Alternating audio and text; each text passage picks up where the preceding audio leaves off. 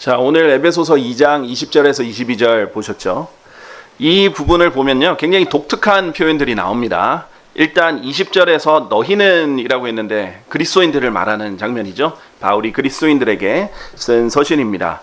너희는 사도들과 예언자들의 기초 위에 지어졌으며, 그런데 사람을 지어졌다라고 표현을 하고 있어요. 예수 그리스도께서 친히 최고 모퉁이 돌이 되셨느니라 라고 돼 있어요.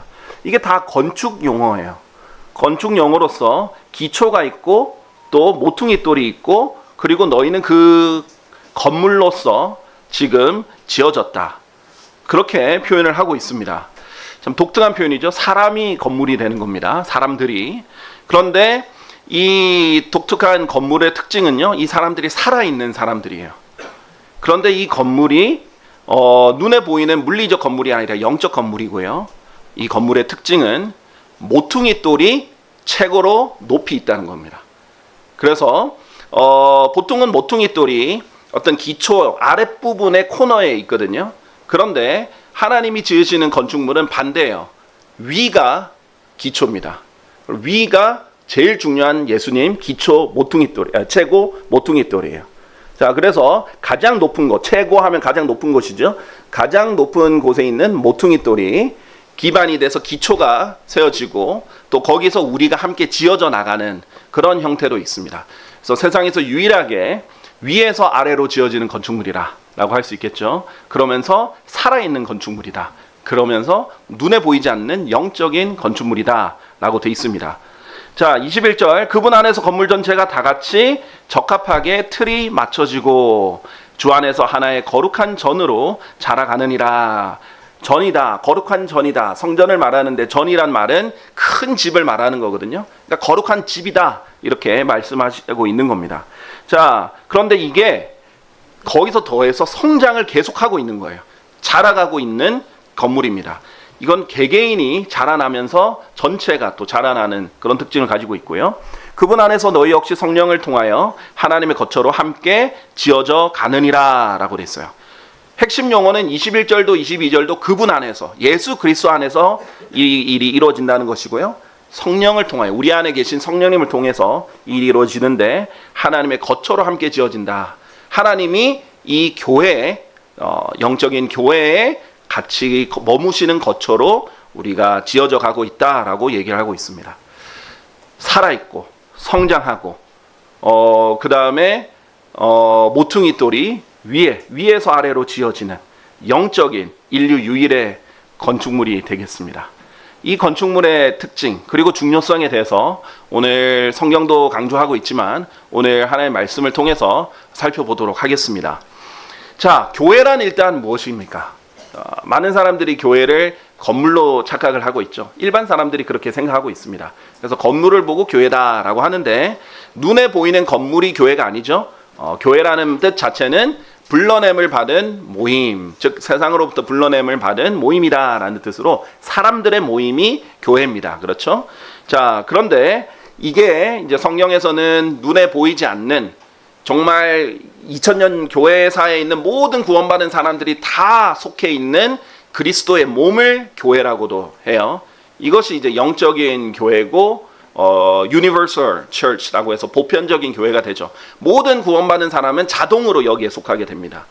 자, 그런데 이제 우리가 현실적으로는 미국에 있는 그리스도인이든 아프리카에 있는 그리스도인이든 한국에 있는 그리스도인이든 다 그리스도의 몸된 교회 안에 속해 있지만, 현실적으로는 우리가 같이 만나거나 알지를 못하잖아요. 현실적으로 같이 섬기지도 못하고, 그렇기 때문에 하나님께서 눈에 보이는 지역교회를 주셔서 이런 영적 진리를 실질적으로 반영해서 섬기게 하셨어요.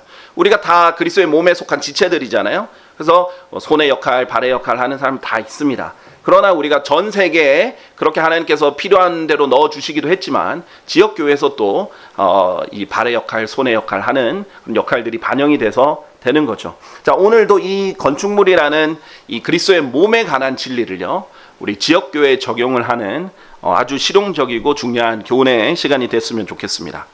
자, 교회는 건물이 아니다. 그런데 여기서 유일하게 교회를 건물이라고 표현을 한 거예요.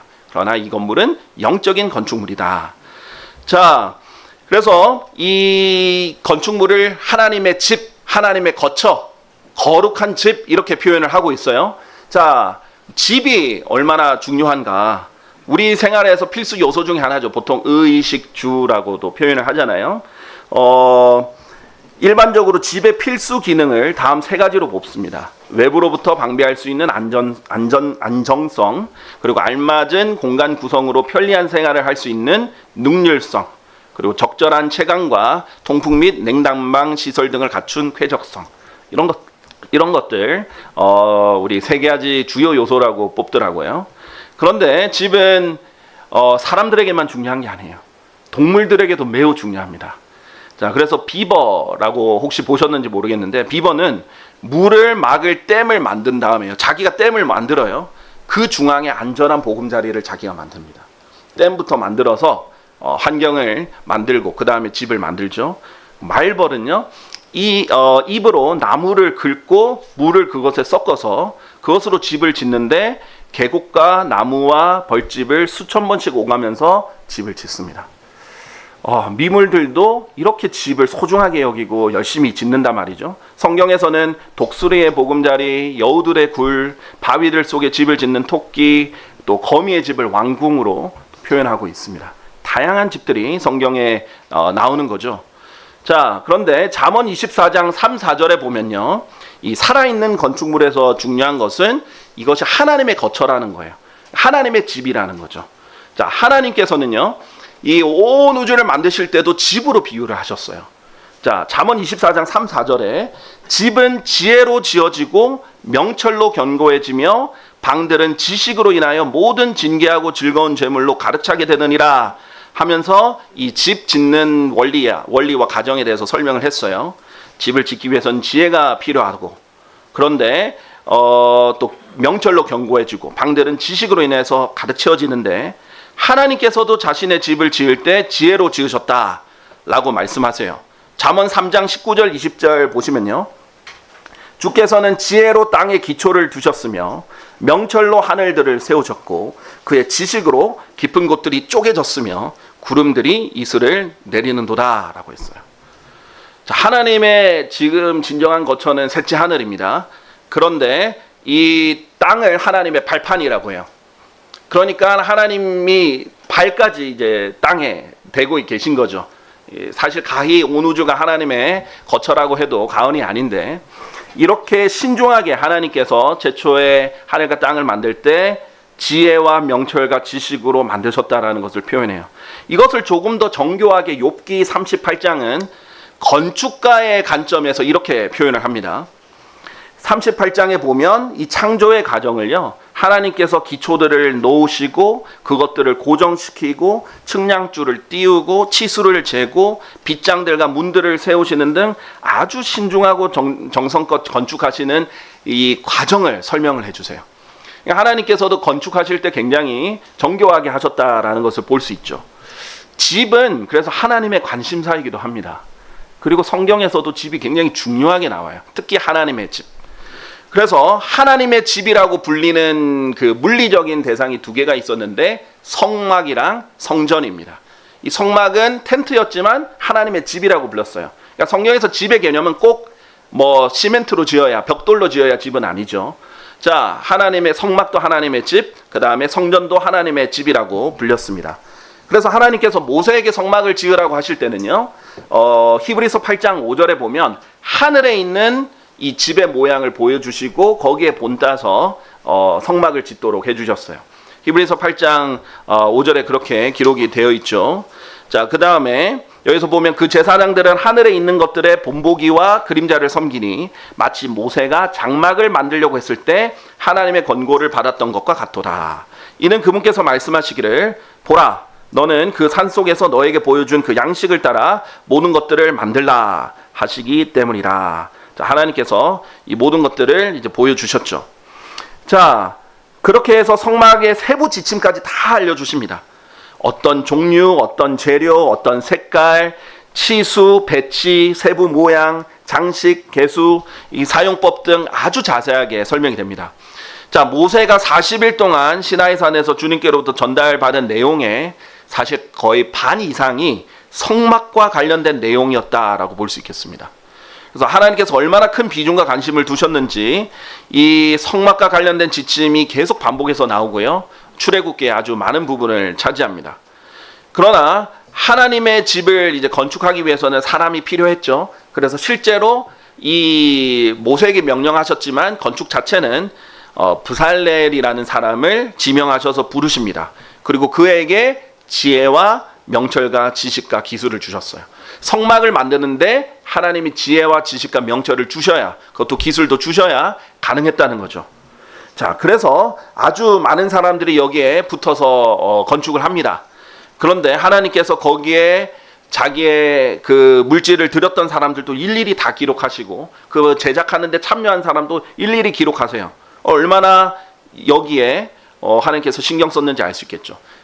이 솔로몬이 성전을 지을 때도 마찬가지예요. 다윗이 그 재료를 준비할 때도 어떻게 준비했고 또 그 집을 세울 때도 다윗이 어떤 마음으로 하나님께 집을 짓고자 했으며 나중에 솔로몬이 지을 때 어떤 식으로 구체적으로 지었는지 그리고 누가 자원해서 했는지 누가 지도했는지까지 구체적으로 지으셨어요. 이 집이 정말 하나님의 관심사 중에 하나예요. 그래서 예수님이 이 땅에 오셨을 때 이 하나님의 집에 대한 그 열정을 그대로 드러내셨어요. 예수님이 오셨을 때 성전이 어떻게 돼 있어요? 완전 문제였습니다. 강도들의 소굴이고 장사하는 그런 곳이었죠. 그래서 하나님께서 딱 이것을 보시고 어떻게 했냐면 그냥 돈들을 쓸어버리고 사람들을 쫓아내고 또 채찍질하고 이렇게까지 했어요. 보통 예수님께서 자기는 온유하고 겸손하다 스스로 그렇게 얘기하셨거든요. 나에게서 배워라. 그런데도 그렇게 할 만큼 하나님의 집에 대한 열정이 남달랐던 거예요. 그러면서 이 주의 집을 위한 열성이 나를 삼켰다라는 그 구절을 성경에서 제시를 합니다. 하나님께서 그만큼 자기 집을, 예수님께서 그 집을 소중히 여겼죠. 예수님께서는 초반부에 아버지의 집이다 했다가 나의 집이다 이렇게 얘기를 하기도 하십니다. 심지어는요, 예수님이 계속 거부를 받잖아요. 예수님이 계속 거부를 받으니까 이렇게 말씀하십니다. 여우들도 굴들이 있고 공중의 새들도 둥지들이 있건만 인자는 그의 머리 둘 곳이 없도다 라고 하셨어요. 자, 지금 하나님의 집을 이 이스라엘 사람들이 자기들의 강도들의 소굴로 만들어놔서 하나님의 집이 안 되게 됐어요. 그랬더니 예수님이 내 머리 둘 곳조차 없다. 내 집이 이제 없다. 이렇게 표현을 한 거예요. 여우들도 굴들이 있고 공중의 새들도 둥지들이 있는데 내 집이 없다라고 이렇게 표현을 하셨죠. 그런데 하나님의 집을 향한 이 강렬한 열망은 여기서 끝나지 않습니다. 예수님이 십자가에 달려 죽으시고 부활하신 이유 중에 하나가 그 피값으로 자신이 영원히 거할 거처이자 이 하나님의 집인, 영적인 하나님의 집인 교회를 그 피값으로 사신 거예요. 그래서 그 교회들 안에서 결국 우리 구원받은 사람들 안에서 영원히 살기로 결정을 하신 거예요. 근데 이게 진짜 예수님께 보시기에 정말 아름다운 집인 거예요. 살아있고 성장하는 집이에요. 그래서 베드로전서 2장 4절에서 5절 말씀을 이제 보시면요. 베드로전서 2장 4절에서 5절 말씀에는 이렇게 얘기를 합니다. 정녕 사람들에게는 배척을 받았으나 하나님께는 선택받은 보배롭고 살아있는 돌이신 그분께서 나오시나니 너희 역시 살아있는 돌들로서 영적인 집으로 지어지며 예수 그리스도를 통하여 하나님께 기꺼이 받아들여질 만한 영적인 희생제물들을 바치는 거룩한 제사장단이 되었느니라 라고 되어 있어요. 자, 지금 이렇게 예수님께서는 자신이 살아있는 돌인데 우리도 살아있는 돌들로서 구원해 주신 거예요. 우리가 다시 태어나면서 살아있는 돌이 된 겁니다. 예수님처럼. 근데 이 살아있는 돌의 특징이 뭔지 아십니까? 예수님이 다니엘서 2장에 돌로서 표현이 되거든요. 그래서 다니엘서 2장에 보면 신상이 있죠. 그 형상의 마지막까지 이제 10개의 발가락을 가진 발들이 나오는데 그 형상을 다 깨뜨려 부수는 게 하늘에서 온 돌이에요. 그리고 이 돌이 쳐서 태산을 이루는 거거든요. 근데 이 돌을 예수 그리스도죠. 이 돌을 뭐라고 했냐면 사람의 손들이 되지 않은 돌. 전혀 손이 되지 않은 자연산 그대로의 돌이라는 거예요. 자, 우리가 이집트 피라미드 같은 경우에 인간이 지은 건물, 돌로 지은 건물 중에 굉장히 유명한 건물 중에 하나가 피라미드죠. 자, 그런데 그 세계 7대 불가사의 중에 하나고, 근데 그 돌들 보면 인간이 손을 댔어요. 다 깎아서 네모나게 만들어 버렸습니다. 그런 인공적인 돌이 아니라 하나님은 살아있고 자연스러운 그 돌 그 자체예요. 근데 우리도 살아있는 돌이에요. 그러면 우리는 어떤 형태겠어요? 네모 반듯한 형태가 아니겠죠. 각자 돌마다 다 다르게 생겼어요. 여러분 그 돌이 많은 곳에 한번 가보세요. 돌이 서로 100% 똑같은 돌이 어디 있겠어요? 다 서로 다르게 생겼습니다. 자, 그런데 하나님께서는 이 돌들로 집을 짓는다라는 거예요. 굉장히 흥미롭죠. 건축가 입장에서는 계획에 맞게 다 반듯하게 잘라서 만들어 붙여야지 건물이 되는 건데, 하나님은 지혜가 초월하십니다. 각자의 개성에 따라 생긴 돌들도 다 모아서 집을 만들 수 있는데 그 과정이 있어요. 그 과정은 나중에 세 번째에 좀 얘기를 할 텐데, 그래서 이 집이 굉장히 신비로운 거예요. 자, 그래서 하나님께서는, 예수님께서는 자기의 핏값으로 이 집을 사셨다. 영원히 거할 그 교회를 사셨다라고 말씀하시죠. 자, 그런데 여기서 에베소서 3장 10절에서 11절을 보면요, 하나님께서는 어떤 계획을 가지고 있냐면, 이는 교회를 통하여 이제 하늘의 처소들에 있는 정사들과 권능들에게, 자, 성경에서 보면 에베소서 6장에도 그렇고 정사들과 권능들은 영적 존재들을 말합니다. 자, 하늘의 처소들에 있는 정사들과 권세들이니까, 그럼 그 영적 존재들에게 하나님의 다양한 지혜를 알게 하려는 의도다라고 했어요. 그러니까 우리를 통해서, 하나님께서는 우리를 통해서 영적 존재들, 천사들에게도 뭘 알려주고 지혜를 가르쳐 주려고 하는 거예요. 그래서 그리스도 예수, 우리 주 안에 있는 그분께서 목적하신 영존하는 목적에 따른 것이라 라고 되어 있어요. 자, 교회는요, 하나님께서 영존하는 목적으로 이렇게 이미 이 계획을 세우고 설립하신 교회입니다. 계획을 미리 세우셨던 교회예요. 마치 어떤 것과 같냐면요, 아담이 이브를 얻잖아요. 근데 아담이 이브를 얻을 때 이브가 아직 태어나기도 전이고 만들어지기도 전인데 아담이 먼저 잠들었어야 됐죠. 아주 깊은 잠에 들었다고 나옵니다. 그래서 갈비뼈를 하나님 빼실 때도 모를 만큼, 성경에서는 잠들다가 이제 죽는다는 표현과 유의어로 같이 쓰이기도 하거든요. 그렇게 해서 이브를 얻었던 것처럼 우리가, 교회가 존재하기도 전에 예수님이 십자가에 달려 죽으심으로써 우리를 얻으셨죠. 그런데 그 전에 이미 목적을 세워두셨다라고 말씀하시는 겁니다. 자, 그러면 이 살아있는 건축물, 자, 우리가 살아있는 건축물인 건 알겠는데 어떻게 지어져 가는지, 이 부분에 대해서 두 가지 초점으로 좀 보도록 하겠습니다. 자, 첫째로는요, 말씀으로 지어져 갑니다. 말씀으로 성장해 가는 거예요.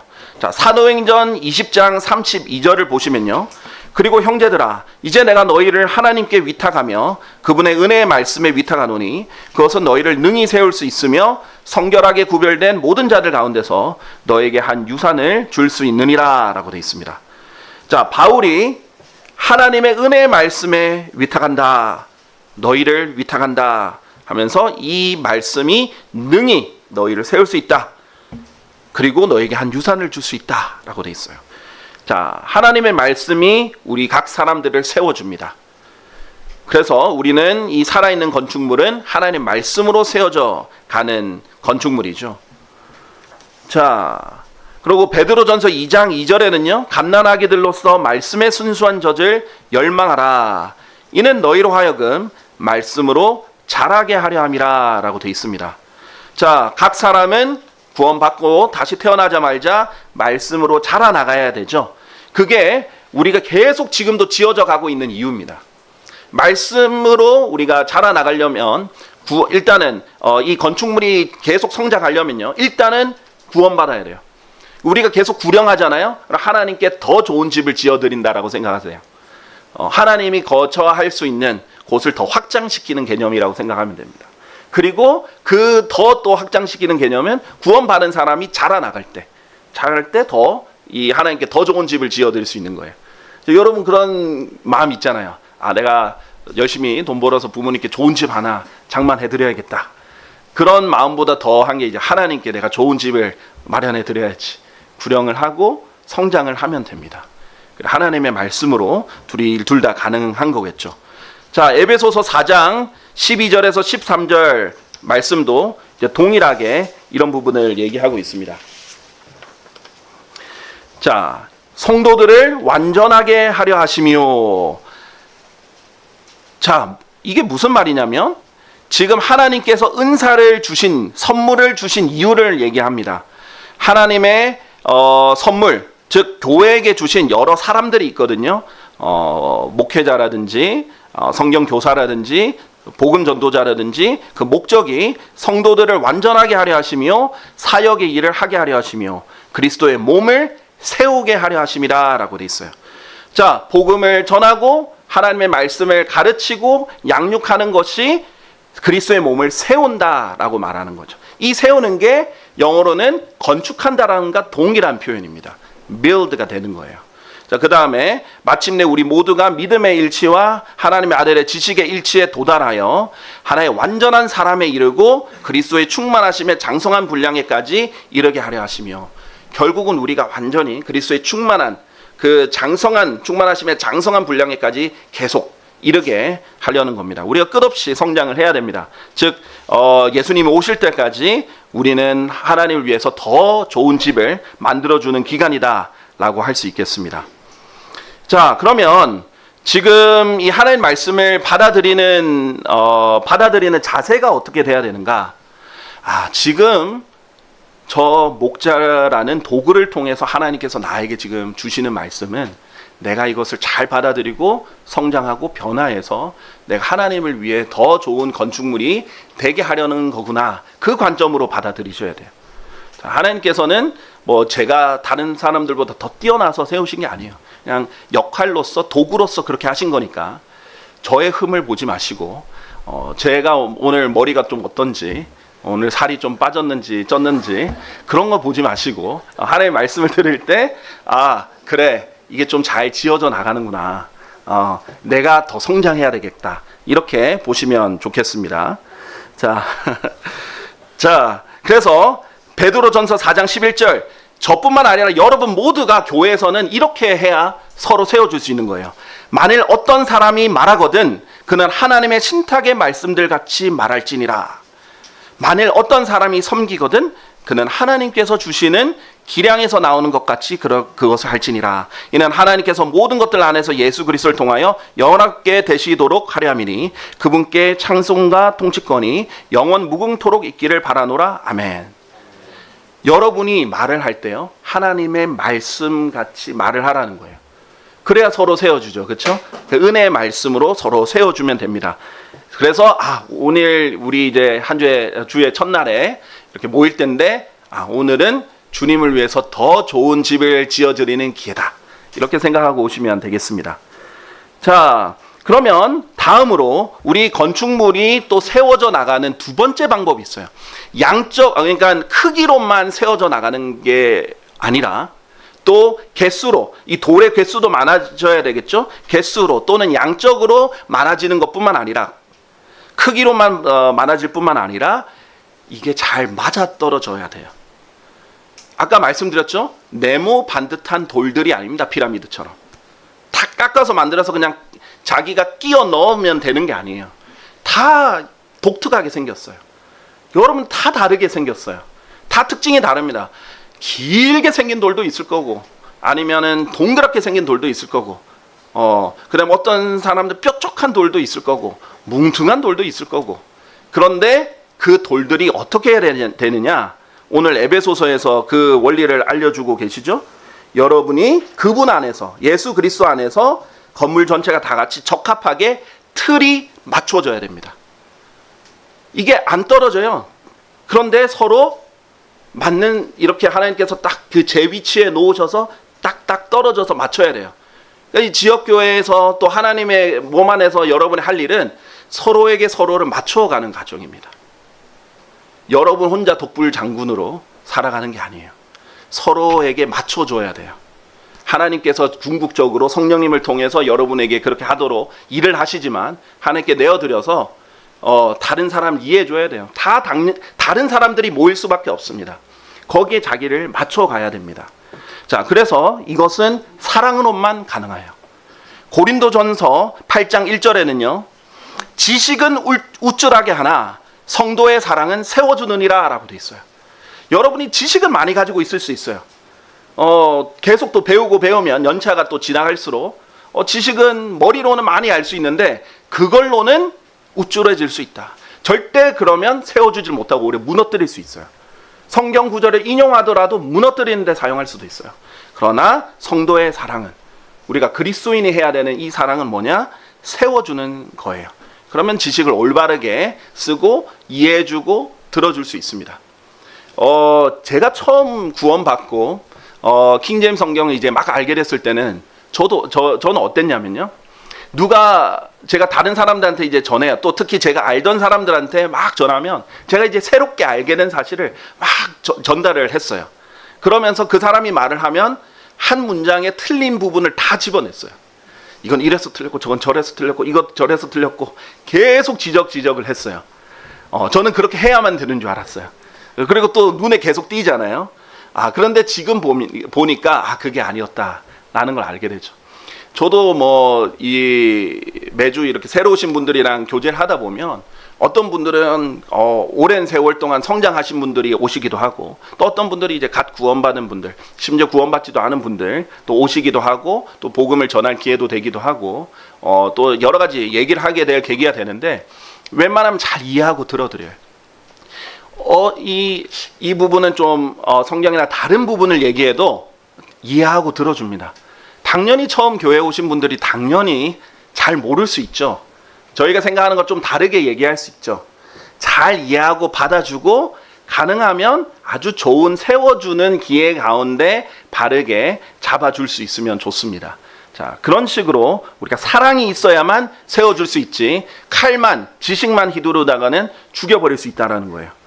자, 그래서 아무리 좋은 돌들이라도 서로 삐그덕 대고 이게 잘 아다리가 맞지 않으면 어떻게 되겠어요?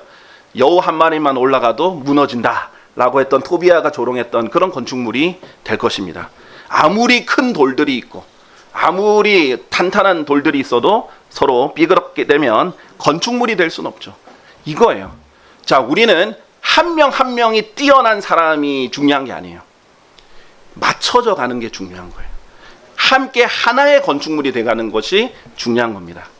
자, 그랬을 때 예수님께서는 아주 편안하게 지을 수 있겠죠. 예수님이 딱 여기를 오셨는데 막 흔들흔들거리고 막 무너져 내릴 것 같고 그럼 편안하게 계시겠어요? 딱 튼튼하게 서로 딱 맞춰져 있으면 좋아하시겠죠. 자, 어떤 예화가 있습니다. 혹시 무통증이라는 말을 들어보신지 모르겠어요. 저는 이게 처음 알고 나서 굉장히 이렇게 충격을 먹었었는데요. 미국 텍사스주에 게비 긴그레스라는 무통증 환자가 있습니다. 자, 무통증이라는 것은요, 유전적인 결함으로 아예 통증을 못 느끼는 것을 말해요. 그러니까 쉽게 말하면 무통증, 말 그대로 통증이 없는 거예요. 그럼 너무 좋을 것 같잖아요. 아픈 게 없으니까. 처음엔 저도 무통증이면 굉장히 좋겠구나라고 생각했는데 그게 아니었어요. 무슨 말이냐면 아예 온도도 못 느끼고 물리적 자극, 가려움, 저림 이런 거 전혀 못 느낀다는 거예요. 그런데 이 아이가 태어나서, 무통증 환자가 태어나서 이렇게 성장하는데 보니까, 그러니까 이런 것이 없으니까 좋을 줄 알았더니 어떻게 생활을 하냐면요. 얘가 이제 고열 다리미를 손에 잡았는데 뜨거운 걸 못 느끼니까 계속 잡고 있는 거예요. 그래서 살이 다 녹는데도 고통을 못 느끼는 거죠. 그리고 유리 조각을 발로 밟아도 그냥 살이 찢겨 나와도 계속 밟고 다니고 있는 거예요. 그리고 이제 습관적으로 눈을 비비는데 그거를 고통을 못 느끼니까 더 막 비비는 거예요. 결국은 실명했습니다. 이 통증, 가려움 이런 모든 것들은요, 작은 것 하나도 여러분에게 주는 신호예요. 지금 몸에 문제가 있어. 몸에 문제가 있으니까 지금 빨리 이걸 해결하자 라는 신호입니다. 이런 신호가 지금 당장엔 불편하죠. 그런데 그게 있어야 여러분이 빨리 고치는 거예요. 뭐가 문제인지 지금 진단을 해볼 거고 병원도 가볼 거고 그렇죠? 그래서 건강해야 될 거고 뜨거우면 바로 물러날 거고 그렇죠? 그런 신호들, 그런 것들을 이제 빨리 캐치하게 해주는 게 고통입니다. 근데 우리 몸에 서로 고통을 못 느낀다라고 한번 생각을 해보세요. 얼마나 끔찍하겠어요. 성경에서는요, 만약에 지역 교회 안에서 서로 물어뜯고 삼킨다면 서로 멸망한다라고 되어 있습니다. 지역 교회뿐만 아니라 그리스도의 몸에서도. 자, 그렇기 때문에 이 사람들 어떻게 되냐면 그리스도의 몸인데 서로 공격하는데 아픈 걸 못 느끼고 있는 거예요, 지금. 사실은 한 명만 아파도 같이 아파야 되고, 한 명만 슬퍼해도 같이 슬퍼하고, 한 명만 기뻐해도 같이 기뻐해야 되거든요. 우리는 진짜 하나의 건축물이고 하나의 몸으로서 역할을 해야 되는데, 마치 너는 나랑 달라, 다른 사람으로 여기면 그렇게 되는 거예요. 자, 그런데 이 개비 깅그레스라는 그 여자아이가 무통증이 있으니까 특징이 뭐냐면 자기 몸을 자해하는 거예요. 그런데 전혀 아프게 느끼지 않고 하루 뭐 이렇게 눈을 손상시키거나 다른 걸 손상했는데 그걸 가지고 노는 거죠. 자, 그런데 성경에서 보면은 자기를 자해하는 것을 마귀 들림의 증상으로 보여줍니다. 마귀 들린 자들 또는 우상 숭배하는 자들이 자꾸 자기를 자해하는 모습이 신약에서도 구약에서도 보여지거든요. 그러면 만약에 하나님의 몸에, 그리스도의 몸에 속한 사람들이 서로를 해치고 있으면 마귀의 영향을 받은 거다라는 거예요. 그러면 성경에서는 마귀의 계략에 넘어간 것이고 사탄이 우위를 점하게 만들어버렸다라고 말하는 거죠. 고린도전서 2장 10절에서 11절에 보면 이렇게 얘기하고 있습니다. 고린도후서 2장 10절에서 11절입니다. 너희가 어떤 것에 관하여 누군가를 용서한다면 나도 용서하노라. 이는 만일 내가 어떤 것을 용서하였다면 내가 그것을 용서한 그에게는 너희를 위해 내가 그리스도를 대신하여 그것을 용서한 것이기 때문이라. 이는 사탄이 우리에게서 우위를 차지하지 못하게 하려 함이니 우리가 그의 계책들에 무지하지 않기 때문이라 했어요. 마귀의 계책들이라는 거예요. 이 그리스도의 몸이 서로 삐그덕거리고 서로 공격하게 하고 서로 용서하지 않게 만드는 것 자체가 마귀의 계략이라는 겁니다. 그래서 절대 사탄이 우위를 차지하지 못하게 하려면 어떻게 해야 돼요? 그리스도를 대신해서 용서해라. 자, 그 사람이 나에게 용서를 안 빌어도 먼저 용서할 수 있어요. 네, 용서할 수 있어요. 우리가 예수님이 우리를 위해 죽으셨을 때 우리가 잘해서 우리를 위해서 죽으신 게 아니잖아요. 우리가 아직 죄인이었을 때 그렇게 하신 거니까요. 마태복음 18장의 원리는 어떤 고쳐야 되는 부분들이 있을 때 그리고 이거는 내가 도저히 못 받아들이게 할 때는 먼저 그 사람에게 가서 1대1로 먼저 얘기하고 그 다음에 안 되면 한두 사람 더 데려가서 두세 사람의 입으로 얘기를 하고 그게 안 되면 이제 교회에다가 얘기를 해라. 이 과정이거든요. 근데 많은 그리스도인들이 이걸 안 해요. 특히 우리나라 사람들이 좀 그런 것 같아요. 동양 사람들이. 필리핀도 좀 그런 경향이 있었어요. 미국은 좀 덜해요. 문제가 있으면 개인이 그 사람이 이 문제를 보고 자기가 용납이 안 된다. 아니면 이거는 반드시 해결해야 될 것 같다. 그러면 본인이 제일 좋은 것은 그 사람한테 가서 아주 온유하게 또 선하게 설명을 하면서 그 사람을 바로잡아 주는 거예요. 그러면 그 형제를 얻는 거거든요. 근데 많은 사람들이 이것을 꺼려합니다.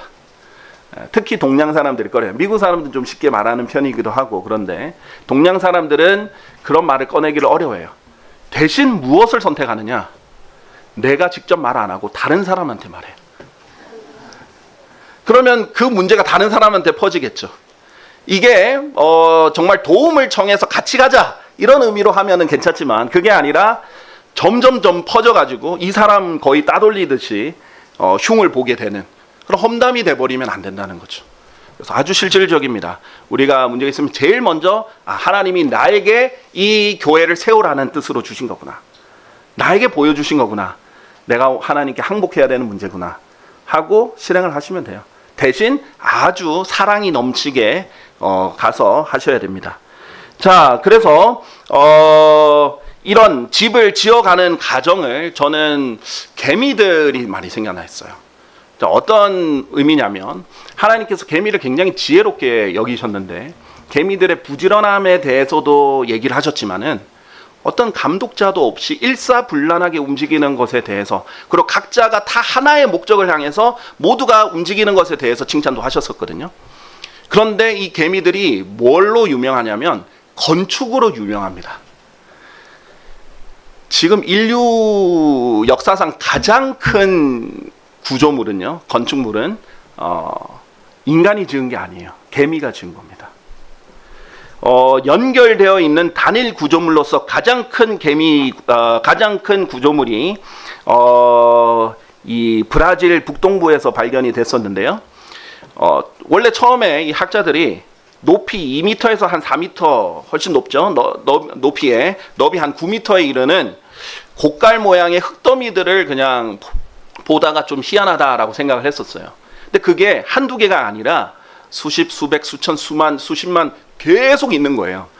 비슷한 패턴을 가지고. 이게 뭘까 해서 연구를 해봤는데 이게 흰 개미들에 의해서 쌓여진 그 흙더미들이었어요. 그래서 영국 셀포드 대학의 곤충학 교수인 스테판 마틴 씨가 처음 여기 갔을 때 정말 내가 뭘 보고 있는지 믿을 수가 없었다 이렇게 해요.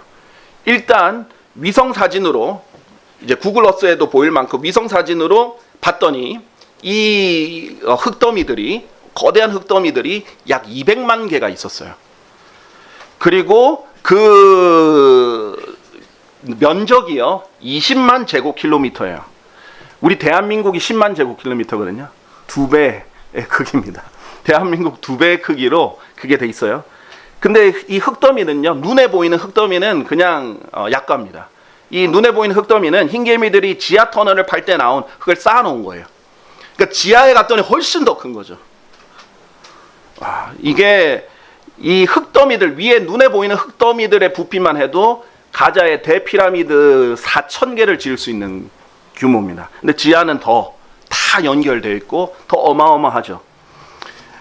인간이 지은 것 중에 이렇게 큰 거 없어요. 자, 세계에서 이제 가장 큰 인공 건축물, 인공도 아니죠. 사람인이 아니니까 개미가 지은 것입니다. 근데 흰개미의 건축 방식도 굉장히 놀라워요. 이 건축물뿐만 아니라 흰개미의 건축물은 종종 호주에도 발견되고 여러 군데에서 발견되는데, 흰개미는 흙과 모래알 등 자연에서 나온 모든 것을 재활용해서 집을 짓는데, 이제 완공된 집이 마치 콘크리트처럼 단단합니다. 그리고 그 높이가 무려 높을 때는 6m까지도 올라가요. 개미 입장에서는 거의 부르츠 칼리파처럼, 인간이 세운 가장 높은 건물들처럼 어마어마하게 높이 세운 거예요. 개미 크기에 비례하면. 그것보다 더 넘게, 몸 길이의 1000배가 넘게 지었으니까요. 그리고 100년을 넘게 대를 이어서 계속 사용합니다. 개미 수명이 길어봤자 얼마나 길겠어요. 자기만을 위해서 짓는 게 아니라 대대로 계속 쓰는 거예요. 근데 구조는 여왕개미의 집을 중심으로 뭐 병정개미방, 일꾼개미방, 애벌레방 체계적으로 나눠져 있고 각 방마다 연결되어 있어요. 그러니까 너무 정교하게 잘 지었잖아요. 그리고 심지어 환기시설과 냉난방 시설이 있습니다. 자, 아래쪽에 구멍을 만들어놔요. 근데 이 구멍에 만들어 놓으면 신선한 바람이 여기 불면 통로를 타고 아래에서 위로 올라가게 해요. 또 더운 바람은 위로 올라가게 돼 있죠. 그래서 세부 통로를 통해서 집 전체에 신선하고 시원한 바람이 들어와서 올라오게 해서 순환하게 하고요. 그 힘으로 오염되고 데워진 공기는 밀려나 위쪽에 있는 또 좌우측 배출구로 빠져나오게 합니다. 그렇게 해서 흰개미는 어떠한 외부 동력 없이도 항상 자동 환기와 내부 온도 조절을 할 수 있는 집을 짓습니다. 그야말로 안정성, 능률성, 쾌적성 모두 다 갖춘 거예요. 콘크리트처럼 단단하고. 그렇죠?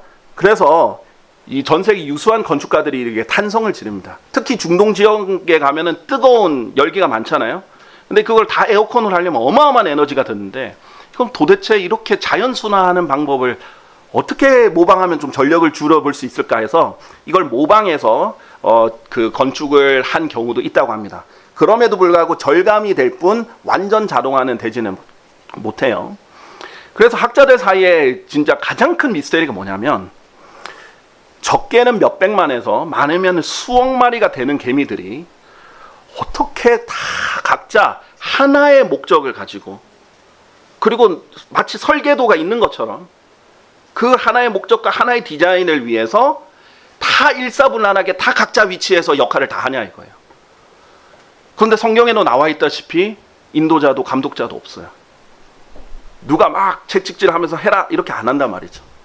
다 각자 하냐 이거예요. 너무 놀라운 거예요. 학자들 입장에서는 이 개미를 분류할 때 미물, 하등한 동물로 분류가 하거든요.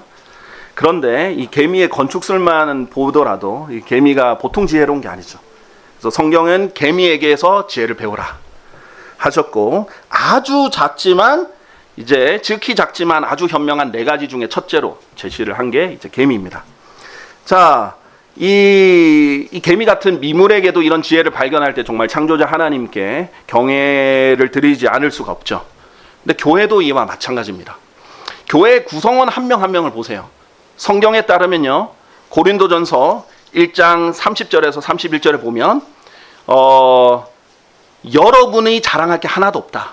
오직 주를 자랑하라 하면서 뭐라고 하냐면, 여러분 고린도전서 1장의 문맥은 여러분 가운데서는 어떤 육신적으로는 육체적으로 뛰어나거나 지혜로운 자가 거의 없다.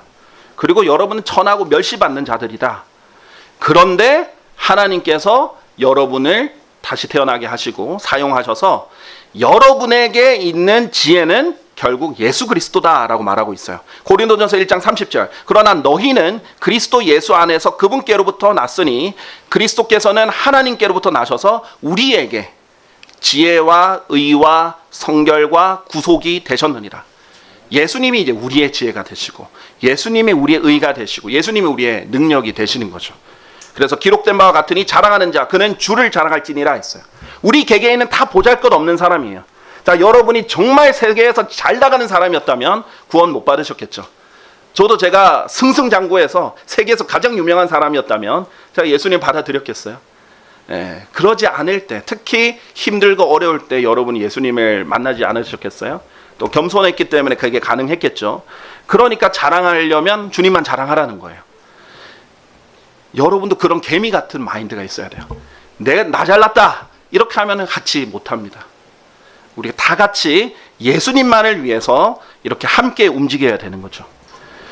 에베소서 4장 2절에서 3절 이렇게 말합니다. 에베소서 4장 2절에서 3절. 모든 낮아짐과 온유함으로 또 오래 참음으로 사랑 안에서 서로 용납하여 화평의 띠 안에서 성령의 하나 되게 하심을 지키도록 노력하라. 성령님은 계속 여러분에게 하나 되라, 하나 되라. 지금 우리가 세상과 하나 되라는 게 아니잖아요. 이미 구원받고 같은 성경을 보고 또 같은 교리 안에서 모인 사람들, 이제 성령 안에서 하나 되게 열심히 그렇게 해주시는데, 그럼 여러분도 그것을 지키도록 노력하라는 거예요. 그러려면 낮아져야 되고 온유해야 되고 오래 참아야 되고 서로 용납하고 사랑해야 된다는 겁니다. 자, 여러분에게 이제 결론적으로 제시하고 싶은 게 그것입니다. 에베소서 3장에 따르면 교회는 하나님의 아까 영존하는 목적에 따라 세워졌다고 했죠. 예수님께서 여러분이 존재하기도 전에 여러분을 너무나 사랑하셔가지고 자기 몸을 주셨습니다. 그리고 여러분과 영원히 함께 지내고 싶어서 여러분을 영원한 거처로 정하셨어요. 이제 우리가 구원받으면 새 예루살렘에서 영원히 함께 살게 될 텐데, 근데 원래 여러분은 그리스도로부터도 분리돼 있었고 소망도 없고 하나님도 없던 사람이고 여러분은 죄인이고 여러분 지옥에 갈 수밖에 없는 사람인데, 예수님이 여러분을 사랑해서 그렇게 하셨는데, 그렇죠? 우리가 예수님을 위해서 해드릴 게 뭐가 있겠습니까? 지금 이때 우리가 살아있을 때 예수님을 위해 좋은 거처를 만들어가는 것, 그것이 우리가 해야 될 일 아니겠습니까? 그리고 이 집을 멋지게 지을 뿐만 아니라 사랑으로 가득 채워드려서 주님이 특히 우리 갈보리 침례교회에 오실 때는 우리 함께 하실 때는 내가 여기 있으니까 너무 아늑하다, 그렇게 하는 집으로서 항상 발견되기를 간절히 소망합니다. 기도하겠습니다. 사랑하는 주 하나님 아버지, 감사합니다. 주님, 이렇게 사랑하는 성도님들과 함께 하나님을 찬양하고 또 하나님의 말씀을 듣고 또 서로 교제하고 또 서로 세워주고 성장하고 서로 맞춰져 가는 이 과정이, 그래서 영원한 하나님의 거처로서 지어져 가는 이 과정이 저에게 너무나 큰 영광임을 주님께 고백합니다. 주님, 이제 주님께서 곧 다시 오시면 저희가 주님과 영원히 살 텐데 저희가 주님을 위해서 멋진 거처를 만들었다고 하는 그런 간증이 남을 수 있도록 도와주시옵소서. 이 갈보리 침례교회가 주님을 더욱더 사랑하는 성도들로 또 주님께서 보내주시는 성도들로 채워질 수 있도록 도와주시옵소서. 주님 오늘 함께해 주셔서 너무나 감사드리며 모든 영광을 주님께 돌립니다. 주 예수 그리스도의 이름으로 기도드렸습니다. 아멘.